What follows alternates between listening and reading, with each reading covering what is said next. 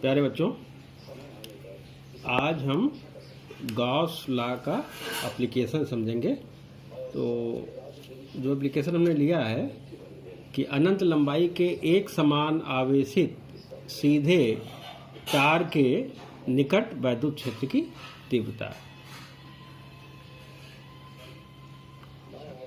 मान लिया कि एक वायर है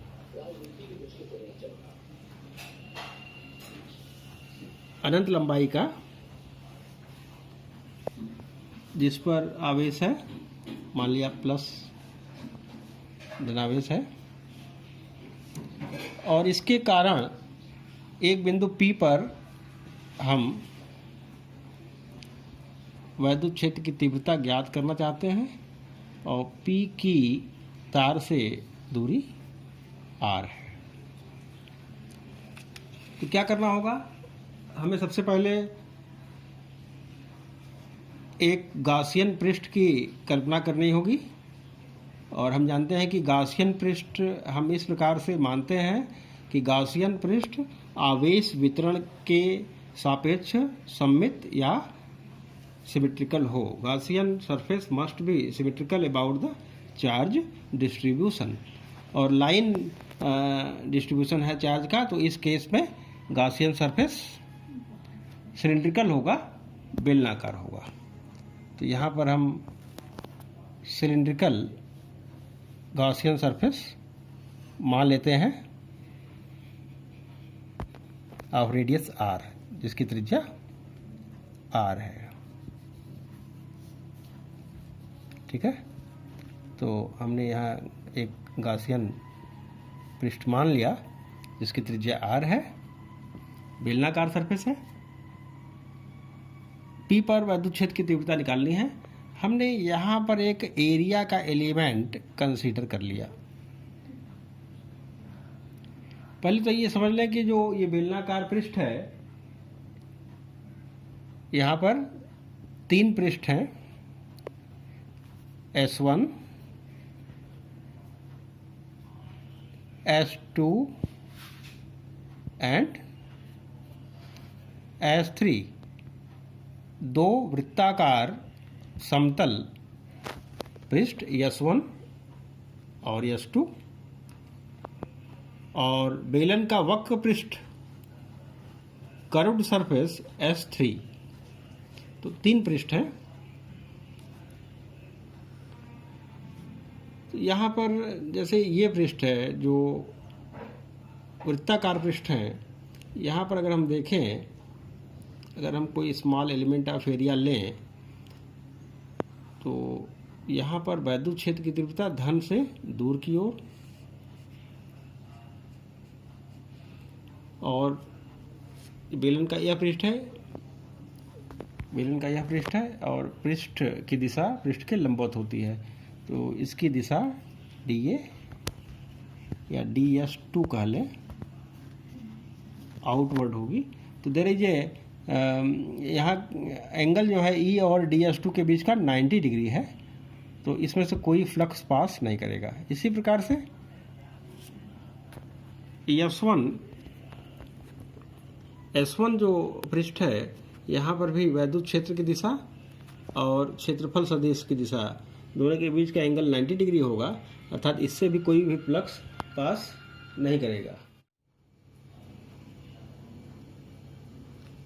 तो इन दोनों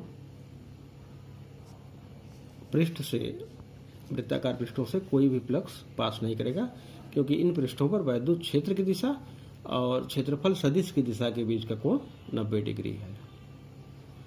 तो पूरा फ्लक्स वक्र पृष्ठ से गुजरेगा। तो हमने वक्र पृष्ठ पर एक क्षेत्रफल अवयव DA मान लिया, ठीक है, और यहाँ पर वैद्युत क्षेत्र की दिशा भी DA की दिशा में ही होगी, और हमने इस बेलन की लंबाई को L माना हुआ है, बेलन की लंबाई को L माना है। अब हम देखते हैं कि हम पॉइंट P पर वैद्युत क्षेत्र कैसे फाइंड करते हैं। तो सबसे पहले तो हम मान लें कि आवेश का जो रेखीय घनत्व है, आवेश का जो रेखीय घनत्व है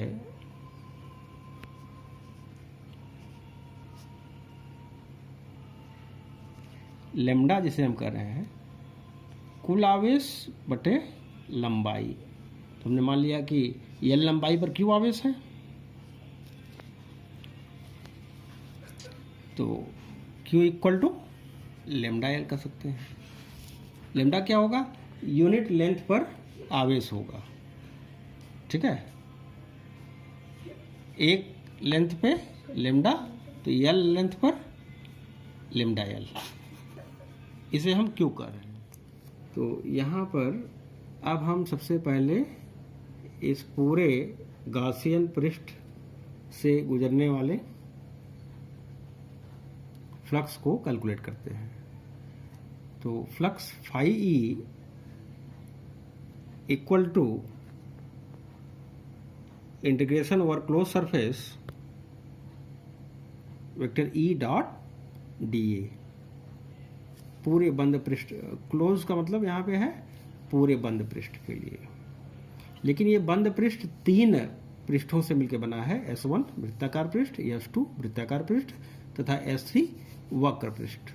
तो तीनों को अलग अलग कर दें तो यहाँ क्लोज नहीं लगेगा।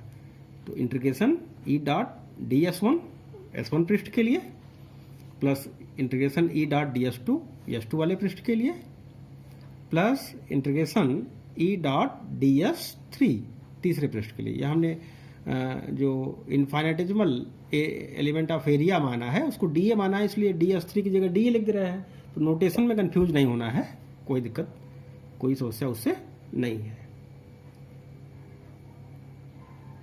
हम जानते हैं कि यहाँ पे हमने देखा कि S1 और S2 दोनों पृष्ठों से कोई फ्लक्स पास नहीं करेगा, क्योंकि E और DS1 और DS2 के बीच का जो एंगल है, E और DS जो वेक्टर है उनके बीच का एंगल 90 डिग्री है। तो फ्लक्स में इनका कंट्रीब्यूशन 0 होगा, तो ये दोनों पद 0 हो जाएंगे। प्लस इंटीग्रेशन ई डॉट डी ए, वक्र पृष्ठ के लिए ई और डी ए के बीच का एंगल 0 है, दैट इज cos 0 1, तो ई dot D A that is E D A cos 0, तो ई डी ए हो जाएगा। ई को बाहर ले लिया, ई पूरे पृष्ठ पर एक समान है, कांस्टेंट बाहर कर लिया। Integration D A, integration D A का मतलब हुआ बेलन का पूरा वक्र पृष्ठ, curved surface of the cylinder, and we know integration D A that is curved surface of the cylinder equal to बेलन का वक्र पृष्ठ बराबर 2 पाई आर एल, अर्थात phi E equal to E into 2 pi R L. Equation number 1 एक find किया कि Gaussian पृष्ठ से गुजरने वाला कुल फ्लक्स। अब गॉस के नियम से हम जानते हैं कि phi E equal to 1/ε0 times of the charge enclose by that surface, परिबद्ध कुल आवेश का 1/ε0 गुना होता है कुल फ्लक्स। तो कुल आवेश कितना है, यहां हम देख रहे हैं कुल आवेश Q बराबर लैम्डा एल। तो phi E equal to Q की जगह लैम्डा एल ले लिया, lambda L upon ε0, equation number 2, ये गॉस के नियम से आया।